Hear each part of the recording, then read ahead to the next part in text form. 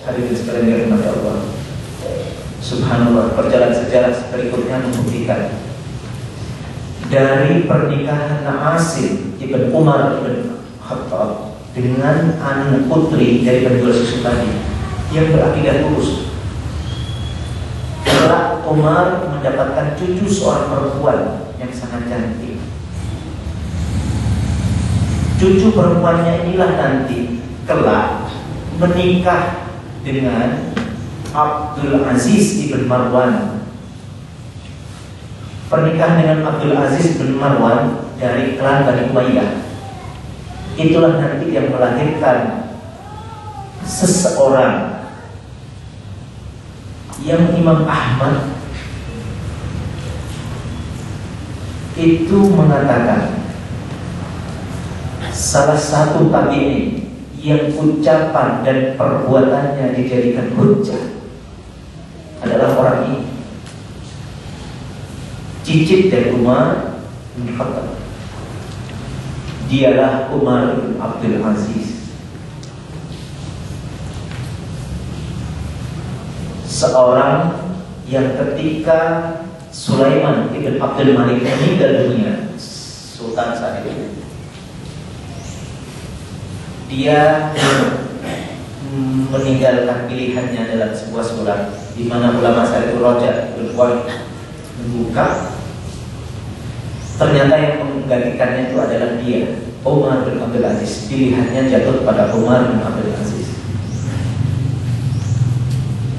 Di hari pemilihannya, ketika berbaris di hadapan para ulama, dia bergetar ketika minta maju ke mimbar untuk memberikan sambutan. Dia memilih tidak bergeming, tidak bergerak hingga dipaksa.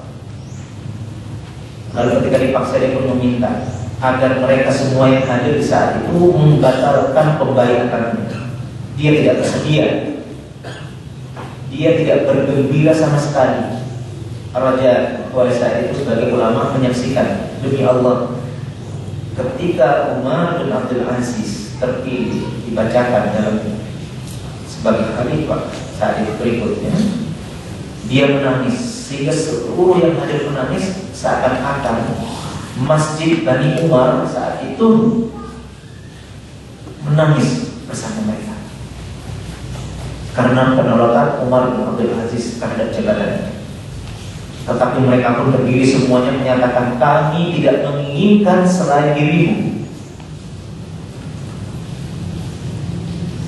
Bandingkan dengan kita saat ini yang berpesta jika mendapatkan jabatan-jabatan seperti itu. Yang dilakukan Umar bin Abdul Aziz diantaranya sangat beresiko, dan pada akhirnya memang kematian Umar bin Abdul Aziz adalah diracun pada pembantunya sendiri yang disuap sebanyak 100.000 dinar. Umar bin Abdul Aziz mengalami penderitaan yang luar biasa pada badannya, lambungnya dan tenggorokannya selama 2 minggu. Itu pun melihat penderitaannya dan keparahannya sehingga pembantunya mengakui, dan itu pun masih dimaafkan pada Umar bin Abdul Aziz. Dan sebagai riwayat, dia dipersilahkan untuk keluar secara sembunyi-sembunyi dari Damaskus agar tidak dibunuh.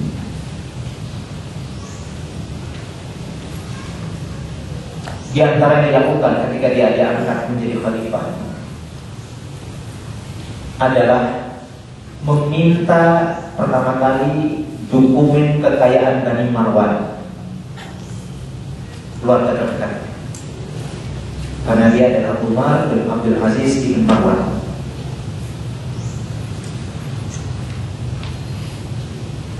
Dan di hadapan mereka, semua dokumen-dokumen itu sebagai bukti kepemilikan beberapa tanah, istana, tempat tinggal, tempat rekreasi yang ada di Madinah hingga Mesir.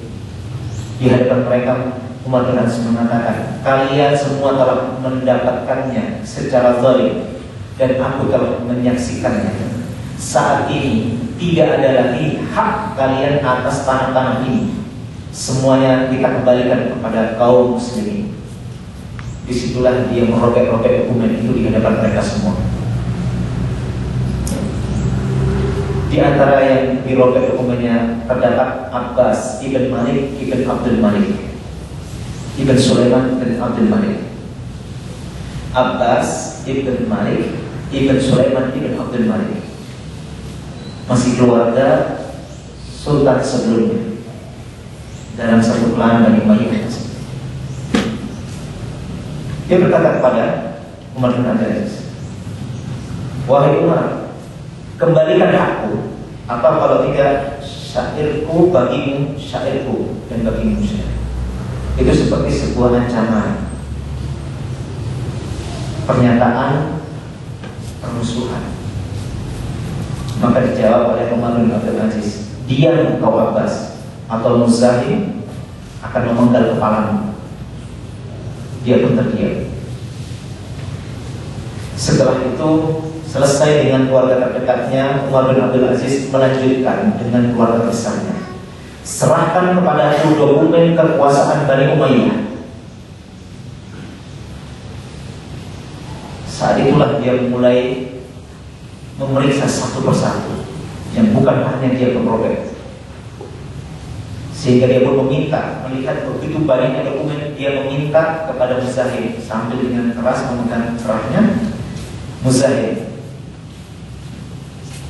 tetaplah di sampingku, dan jika engkau melihatku aku berlaku zalim atau aku mengambil yang bukan hakku, aku menentukan sesuatu yang tidak benar, tariklah kerahku dengan keras, katakan kepadaku, wahai Umar, takutlah kepada Allah, karena engkau telah akan mempertanggungjawabkannya di hadapan Allah."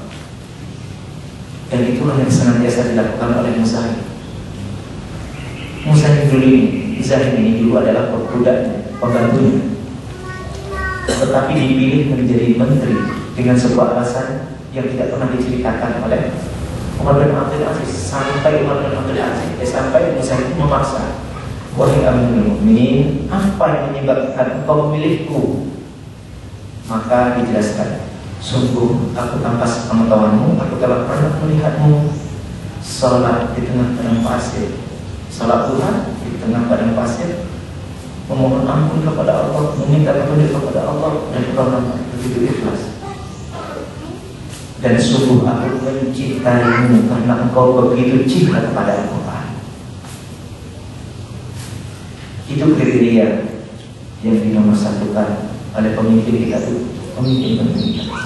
Ketika memilih pembantu dan permintaan bagaimana kepada pembantunya, bagaimana sikapnya pembantunya kepada dirinya. Disitulah saksi-saksi sejarah yang meriwayatkan, sungguh pada pemimpin masa kepemimpinan Umar bin Abdul Aziz yang tidak lama, pernah petugas zakat itu membawa zakat ke Afrika.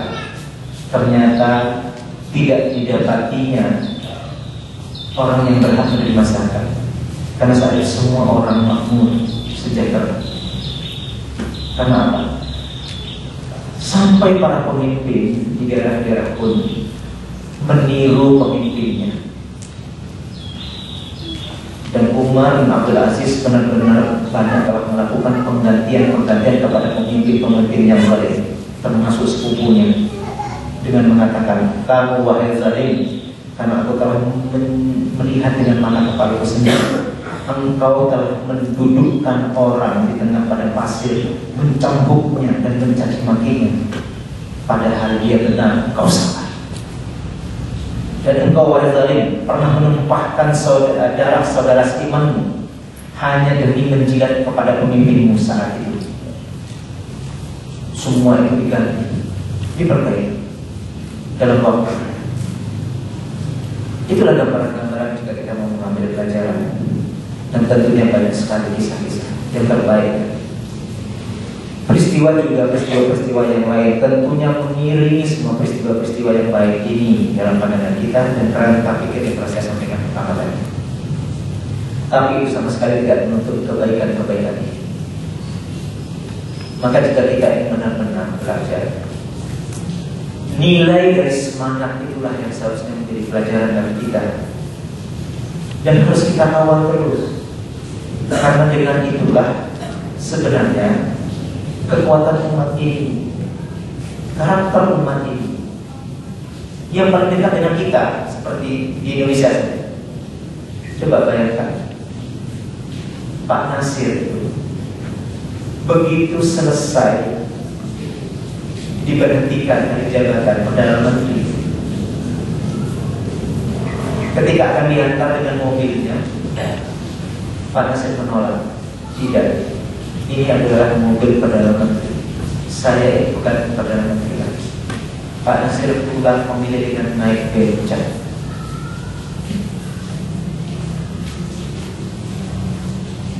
Bandingkan dengan pemimpin muslim di zaman modern saat ini. Bukan bermaksud bahwa kita hidup seperti itu akan seperti itu, bukan. Tetapi kita melihat nilainya yang benar-benar menunjukkan bagaimana karakter itu tetap terjaga sejak sebelum dipilih sampai mereka berhenti. Persis gambaran para pemimpin kita dahulu. Apakah di tengah-tengah kepemimpinan mereka tidak ada orang kaya di antara kaum muslimin? Banyak. Apakah tidak ada ulama? Banyak. Ulamanya kalau dikatakan bagaimana cara mereka menghormati satu sama lain. Perhatikan. Saat Zaid bin Sabit dalam suatu kesempatan selesai mensolatkan jenazah seseorang di Madinah, ketika hendak pulang, ternyata di belakang itu terdapat Abdullah bin Abbas. Dia buru-buru lari. Begitu Zaid naik di untanya, tali ikat untanya lalu dipegang, lalu diarahkan, dituntut kemana ini? Pulang. Zaid bin Sabit ini dituntut sampai segan Zaid ini. Wahai sepupu Rasulullah, jangan kamu lakukan itu. Cukup. Dijawab oleh Abdullah bin Abbas. Beginilah Rasulullah SAW mengajarkan kami menghormati ulama kami. Demi mendengar jawaban itu, Zaid bin Sabit pun membalas, berikan tanganmu kepada wahai sepupu Rasulullah. Ketika tangannya dijabat, dijumlah tangannya. Padahal usia Zaid jauh lebih tua dari Abdullah bin Abbas. Dijumlah tangan berkali-kali. Lalu dikatakan, beginilah Rasulullah SAW mengajarkan kami menyayangi keluarga. Tidak ada kesombongan. Meskipun orang yang dipandang saat itu berilmu, di usia yang sangat muda, dihormati. Zaid bin Sabit yang tua mampu rendah hati. Disitulah nampak kasih sayang ulama ini.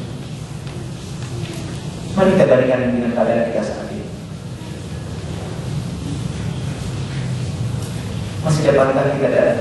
Masihkah kita mendapati ketulusan antara ulama seperti itu saat ini? Atau sudah terpecah-pecah? Hanya menghormati kalau sama-sama golongannya?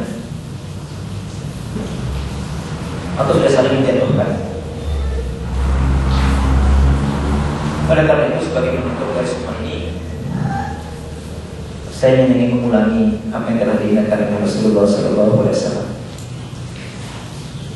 Sebenarnya dalam apa yang sudah saya paparkan tadi juga ada pelajaran penting berkaitan dengan politik, bukan dari aspek manajemennya, tapi melihat bagaimana individu pemimpin itu benar-benar menjaga cara pandang hidup itu sesuai dengan tuntunan Al-Quran dan Sunnah Rasulullah. Apa yang mereka dapatkan dari Rasulullah SAW? Maka sebagai penutup, sekali lagi saya membacakan sebuah hadis. An Abi Hurairah radhiyallahu anhu qala qala Rasulullah sallallahu alaihi wasallam, idza azzamat ummatid dunya nusiat minha haibatul Islam, wa idza tarakatil amra bil ma'ruf wan nahya 'anil munkar hurimat barakatul wahd, wa idza tasabat ummati saqatat ya'inillah. Jika umatku telah mengagungkan dunia, akan dicabut dari mereka ini kehebatan Islam. Jika umatku telah meninggalkan amar ma'ruf nahi munkar, akan terhalang untuk mereka, tertahan untuk mereka keberkahan wahyu. Dan jika umatku telah saling mencaci, mereka semua telah jatuh dalam pandangan Allah. Aku lupa ya. Di sini saya mau bertanya, dari yang dijelaskan Ustaz tadi, dikatakan tentang sejarah kepemimpinan umat. Di sana diceritakan waktu kepemimpinannya ada 3 hal yang saya catat di sini, yaitu dia bisa menemui rakyatnya waktu matahari tinggi, terus malam hari tidak bisa menemukan rakyatnya, dan yang terakhir itu tidak bisa menemukan masyarakatnya 1 kali dalam seminggu. Di sini saya ingin tanyakan, itu kan untuk kepemimpinan orang banyak kan, berarti dia telah istilah itu mementingkan kepentingan pribadi. Terus menurut pandangan Islam itu gimana? Apakah baik untuk mementingkan kepentingan pribadi atau kepentingan orang banyak? Terima kasih.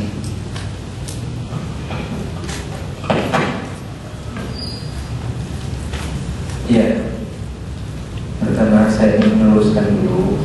Jadi itu bukan Umar, itu adalah Sa'id ibn Amir, gubernurnya, gubernur Umar bin Khattab yang ditunjuk di daerah Hims untuk menjadi gubernur di daerah Hims. Jadi dia ini memiliki kelemahan manusiawi, tapi dalam batas yang wajar. Maksudnya itu, harapan orang-orang itu terhadapnya begitu tinggi sampai mengharapkan dia bisa ditemui selama 24 jam. Nah, dia ceritakanlah keadaan keluarganya itu. Bukan berarti dia melalaikan pekerjaannya. Gubernurnya ini oleh salah seorang dikritik dalam 3 perkara tadi. Bisa ditemui ketika matahari sudah tinggi. Istilah matahari sudah tinggi itu sudah waktu duha. Kalau saat ini ya jam 8 itu masuk jam kerja itu. Itu yang menyebabkan perkiraannya. Ada yang ingin menemuinya lebih pagi, itu tidak bisa. Kan mereka tidak tahu alasannya apa. Dia ceritakan alasannya karena dia tidak memiliki pembantu. Kan dia juga memiliki tanggung jawab kepada keluarganya, sehingga dia harus memasakkan sendiri. Tentu ada keadaan-keadaan yang lain yang saat itu dipersaksikan oleh semua orang yang hadir saat itu, sehingga uzurnya itu bisa diterima oleh mereka dan oleh Amirul Mukminin Umar bin Khattab saat itu. Termasuk alasan yang kedua, di malam hari dia memohon agar diberi waktu untuk bisa beribadah dengan baik. Ya mungkin dia ingin memperbanyak membaca Al-Quran, belajar, dan juga menunaikan hak-hak pada keluarga. Itu pun menunjukkan pembagian waktu yang benar dan wajar. Jika selama seharian dia telah berikan hak orang, apakah dia tidak bisa memenuhi waktu untuk memenuhi kewajiban-kewajibannya kepada keluarganya dan juga hak Allah kepada dirinya? Bisa jadi digunakan sebagai waktu bermunajat dan memohon ampun atas segala kelalaiannya selama dia memimpin di siang hari. Itu. Kemudian yang ketiga, berkaitan dengan waktu seminggu dia tidak bisa ditemui, dia akan meminta waktu untuk mencuci pakaian dirinya dan keluarganya. Itu untuk menggambarkan keadaan dirinya. Maka dikatakan kan dalam peristiwa sebelumnya, ketika ditanya delegasi dari wilayahnya, datang ke Madinah, ke pusat untuk memberikan laporan. Ketika ditanya siapa daftar orang fakir miskin di daerahnya, kan tercantum nama gubernurnya, orang yang dilaporkan tadi itu, orang yang dikritik tadi itu, kan tercantum sebagai salah satu orang yang fakir dan miskin. Itu bukan karena tunjangan yang tidak cukup, tapi karena sikap dia yang lebih mementingkan orang lain dan suka berderma. Itu terjadi pada satu keluarga. Dan betapa digambarkan ada dalam sejarah Islam keluarga seperti itu, keluarga pejabat yang mementingkan kepentingan orang lain daripada keluarga mereka. Ada. Saat ini pun ada. Bukan kita juga di sini saya menyampaikan untuk belajar miskin, bukan. Mereka itulah yang dalam sejarah sejatinya dikatakan sebagai orang-orang kaya karena banyaknya sedekahnya. Yang sering kita pahami bahwa mereka memang miskin, begitu kita. Atau kita gambarkan bahwa orang kaya dulu itu hidupnya seperti orang kaya saat ini. Cara membicarakan nikmatnya itu beda. Hanya untuk mengatakan ini, supaya kita tidak kehilangan cara pandang itu. Karena disitulah kekuatannya. Tapi ketika dirubah, Anda bisa pahami ketika saya akan menyampaikan kisah-kisah ini dengan kerangka fikir yang saya sampaikan tadi pertama kali, berdasarkan surat Ar-Ra'd ayat 11, surat Al-Anfal ayat 53, dan hadis riwayat Muslim. Satu riwayat, hadis riwayat Muslim. Kita membaca peristiwa itu dari kerangka itu. Ya. Jadi itu yang dimaksud dengan peristiwa itu. Jadi semua yang hadir saat itu, Amirul Mukminin berikut rakyatnya itu mempersaksikan menerima usulnya itu. Kan sebenarnya mereka ingin tahu apa yang sebenarnya terjadi, kenapa terjadi seperti itu. Itu sudah terjawab. Dan begitulah sampai dia meninggal. Dan Amirul Mukminin bangga terhadap dirinya kepada gubernur. Nah ini yang bisa saya sampaikan untuk jawaban dari pertanyaan. Allah Rasul.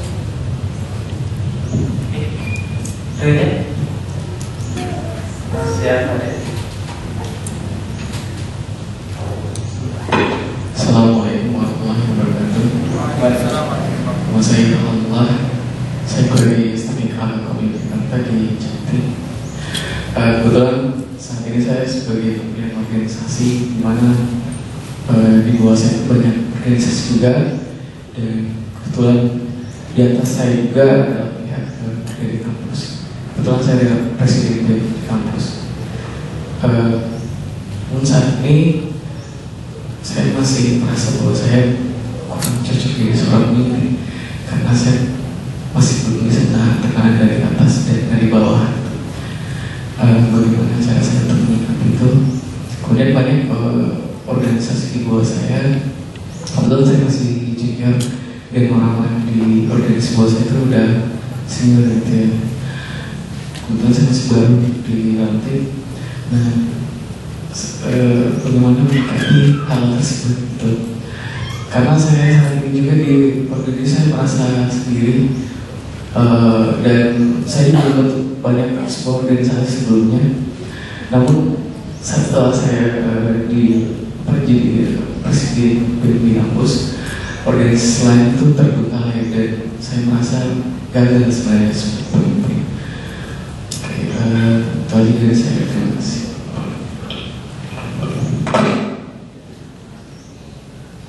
Saya mencoba menangkap apa yang Anda inginkan dari jawaban saya.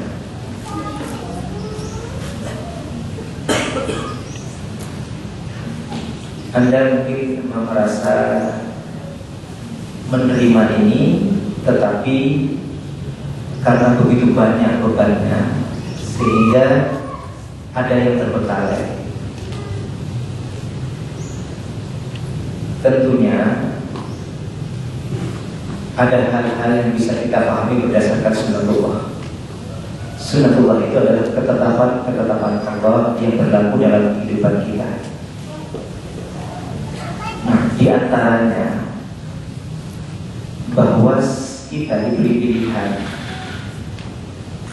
Oleh karena itu kita bisa melakukan pengaturan. Tentunya ketetapan-ketetapan ini kita penuhi, kita berusaha, kita berupaya melakukan pengaturan. Karena tidak bisa banyak hal itu dikerjakan sendirian. Nah, disitulah dasarnya adalah kepercayaan. Koordinasi tetap terjadi, harus. Itulah yang kita penuhi. Tapi perhatikan, masalah Anda menerima atau tidak amanat kepemimpinan itu.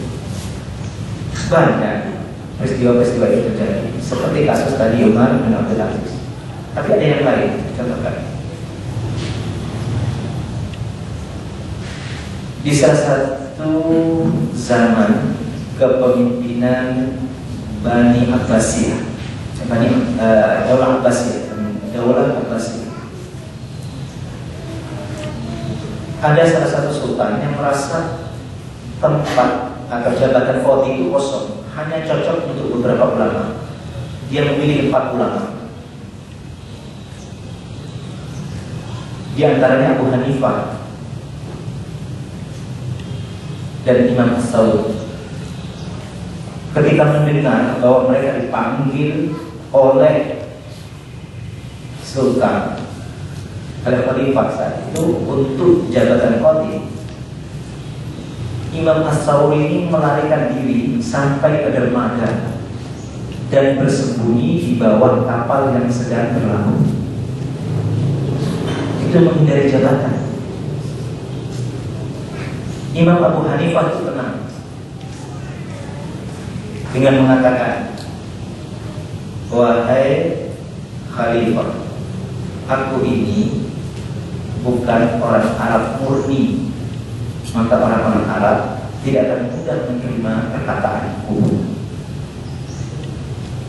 Diterima alasannya. Tinggal 2 orang lagi. Yang satu lagi khawatir tidak bisa menolak, akhirnya pura-pura gila. Sehingga beliau mengatakan, keluarkan orang gila ini dari istana. Akhirnya yang terakhir tidak punya ibu, dan itulah jabatannya di mereka. Dan dia menangis.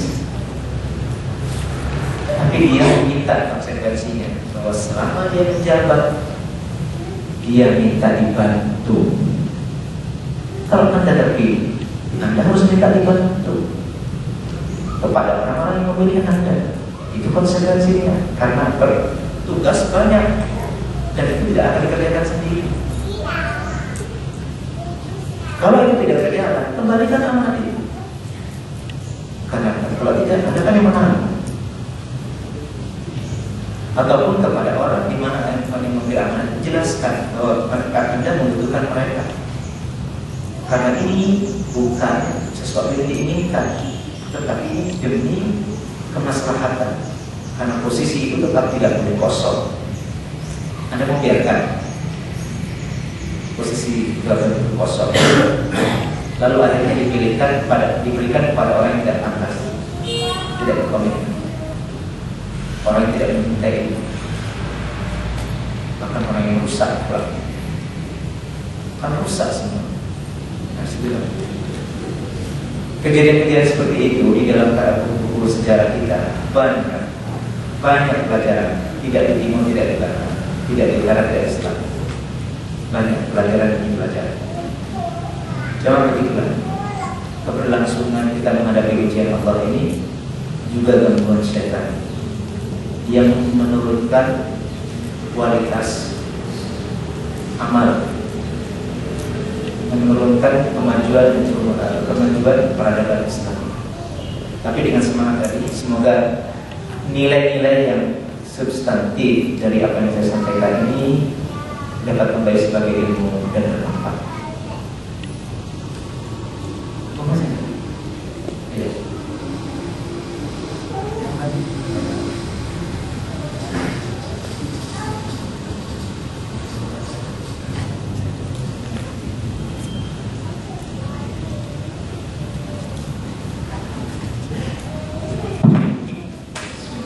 Assalamualaikum warahmatullahi wabarakatuh. Waalaikumsalam. Sebenarnya pertanyaan saya ada hubungannya juga dengan pertanyaan tadi yang Masnya tanya, Ustaz. Tadi mendengar paparan Ustaz mengenai beberapa tokoh-tokoh besar Islam pada masa lampau yang sekalipun mereka pun mereka tetap menolak amanah yang mereka berikan meski dipercaya banyak orang, Ustaz. Namun di sini yang ingin saya tanyakan adalah konteks kita sebagai mahasiswa dan konteks kita sebagai seorang aktivis, Ustaz. Dimana ketika pada seseorang mahasiswa yang aktif di suatu organisasi adalah pada suatu tahun tertentu pasti bisa dipastikan itu akan mendapatkan menduduki beberapa posisi-posisi strategis, dan baik itu yang diamanahkan maupun yang dipilih. Itu sebagai mahasiswa yang tentu saja jauh sekali dari kualifikasi ulama-ulama tadi, tentu pastinya kita harusnya menolak, Ustaz. Harusnya sebagai orang yang tahu pengertian tentang amanah, kita harusnya menolak. Tapi dalam hal ini kita dituntut sebagai mahasiswa ya seperti itu saja. Tuntutan kalau bisa dibilang mau tidak mau dan harus mau, ya harus jadi seperti itu saja. Karena memang alurnya seperti itu. Semoga ini dapat menjadi pelajaran bagi kita semua. Assalamualaikum warahmatullahi wabarakatuh.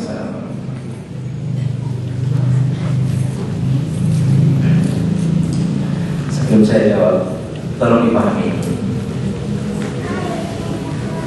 Saya sempitkan konteksnya, misalnya Universitas Gadjah Mada. Universitas Gadjah Mada itu adalah lembaga pendidikan. Meskipun dalam kehidupan nyata itu bagian dari kehidupan masyarakat.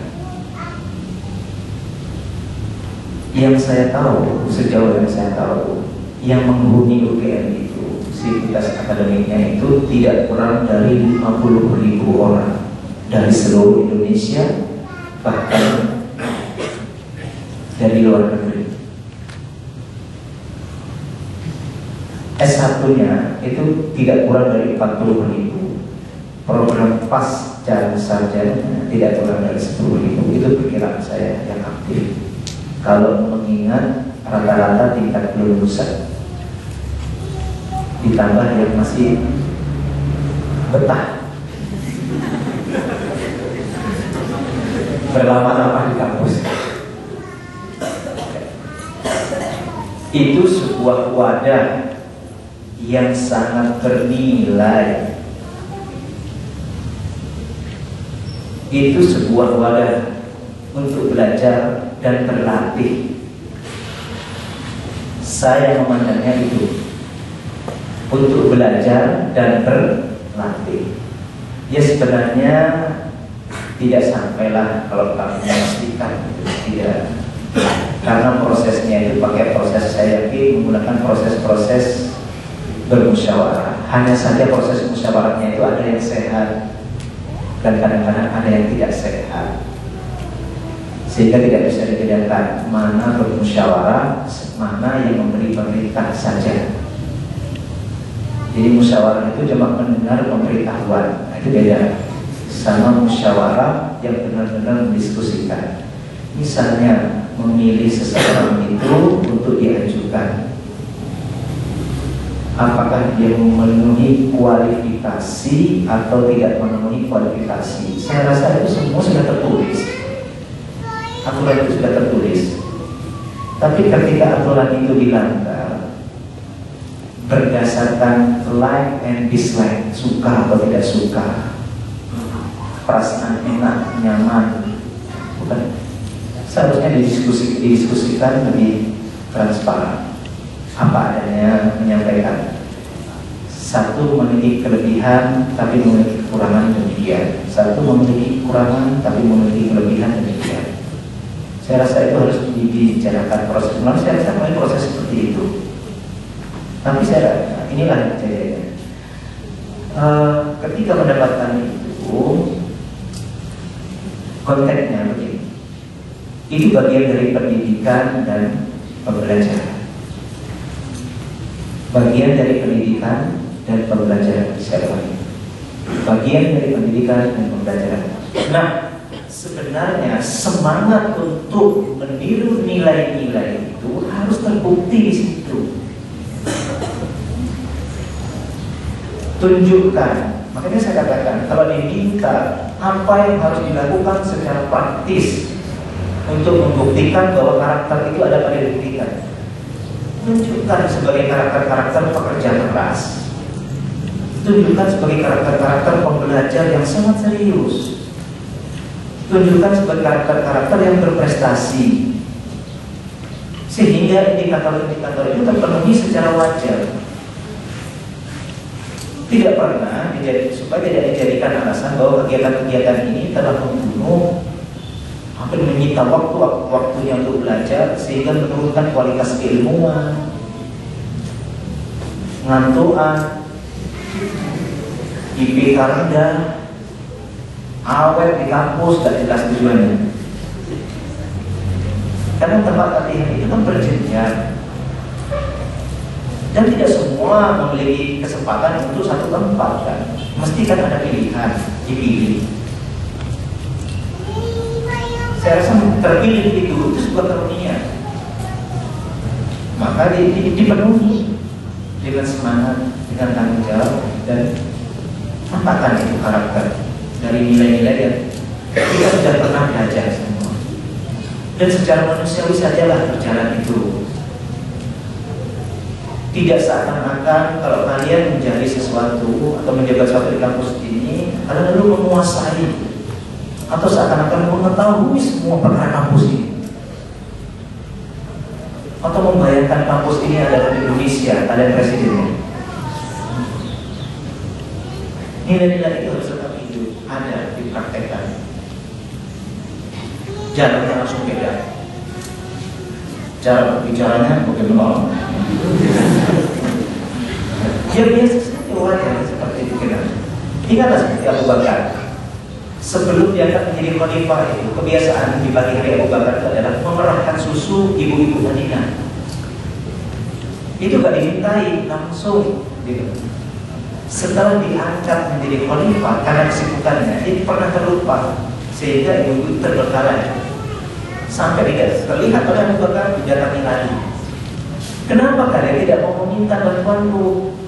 Katakan dari para umat ini, para ibu. Sesungguhnya kami malu dengan keadaan saat ini. Ya karena dia sebagai penduduk ini. Apa dijawab pada Abu Bakar? Tidak perlu kalian malu kepada. Dia langsung memerah susu seperti itu. Itu ketika ada kesempatan dan tidak mengganggu aktivitasnya seperti itu. Karena pada saat yang lain, ketika Umar bin Khattab membawa orang yang berperkara menuju untuk menemui Amirul Khalifah saat itu Abu Bakar, salipan di tengah jalan, berpapasan di tengah jalan. Khalifahnya sedang memanggul barang mau ke pasar. Heran, mau kemana? Ditanya oleh Umar bin Khattab. Mau kemana? Wahai Khalifah, aku harus ke pasar. Aku harus memenuhi kenafkah keluargaku. Sejak itulah muncul tiga Umar bin Khattab. Oh tidak. Khalifah harus tetap berada di tempatnya. Sejak itulah diusulkan kaum muslimin dikumpulkan bagaimana memberikan tunjangan yang wajar kepada khalifah. Itulah mengapa ketika meninggalnya kalau ada sisa, Abu Bakar meminta sisanya dikembalikan ke Baitul Mal. Itulah riwayatnya. Coba dibaca biografi kehidupan Abu Bakar. Makanya sebelum kita membaca kisah-kisah para pemimpin, masa orang generasi muslim yang dibaca ditelan, mendahulukan dibaca bacaan kisah Abu Bakar, Mussolini. Nah, saya ngomong begini karena saya menyaksikan. Kayaknya kalau mengutip ucapan Lenin itu lebih bangga daripada mengutip ucapan Abu Bakar. Mengutip, ya itu yang sama sekali tidak menggambarkan cara pandang hidup Islam itu dikutip. In English, bangga sekali. Baik, ya. Jadi saya rasa bukan mematikan tradisi belajar dan berlatih itu dalam konteks ini. Tetapi mekanisme itu yang dibuat tentu dengan niat yang baik, dengan cara dan upaya yang baik, dan itu terus diperbaiki. Nah, saya minta kepada kalian yang mahasiswa ini, terutama yang masih mahasiswa, dia legowo untuk senantiasa belajar dan empati kepada yang lainnya, menerima pendapat, biasa mendengar pendapat. Kalau mendengar pendapat itu, dengarlah pendapat seperti Muawiyah. Ketika Muawiyah, hadis tadi yang pertama saya bacakan supaya Aswani, ketika hadis yang dia dapatkan dari Abu Hurairah itu selesai, dia hafal, dia dapat, dia bahwa dia telah belajar itu dan dia telah mendengar, jadi saksi. Dia langsung bawa hadis ini untuk dibacakan kepada Muawiyah di Damaskus. Bagaimana keadaan Muawiyah? Bukan tentang-tentang, langsung mengatakan ini dan itu kepada saudara. Lalu mengatakan Muawiyah itu mendengar ini, menangis sampai keadaan yang sama seperti keadaan Abu Hurairah. Begitulah sahabat-sahabat Rasul. Sampai pengawalnya mengatakan, sungguh orang itu telah mendapatkan sesuatu yang berbahaya bagi khalifah. Ketika dia akan bertindak, dikatakan tidak. Yang dia katakan semuanya adalah benar. Dan saat itulah dia nampak kepribadiannya, karakternya sebagai sekretaris Rasulullah penulis wahyu. Dia menguatkan hatinya dengan membaca ayat-ayat Al-Quran untuk mengobati kegoncangan hatinya demi mendengar riwayat yang dibacakan oleh supaya dari Abu Hurairah seperti yang saya bacakan hadis pertama tadi. Disitulah harus posisi. Ini yang harus kita belajar. Mungkin karena waktu saya tidak bisa menyampaikan lebih. Inilah yang sejauh yang bisa saya sampaikan untuk berjawaban dari pertanyaan ini. Aku lupa lihat, astagfirullah, wallahu a'lam bishawab. Assalamualaikum warahmatullahi wabarakatuh.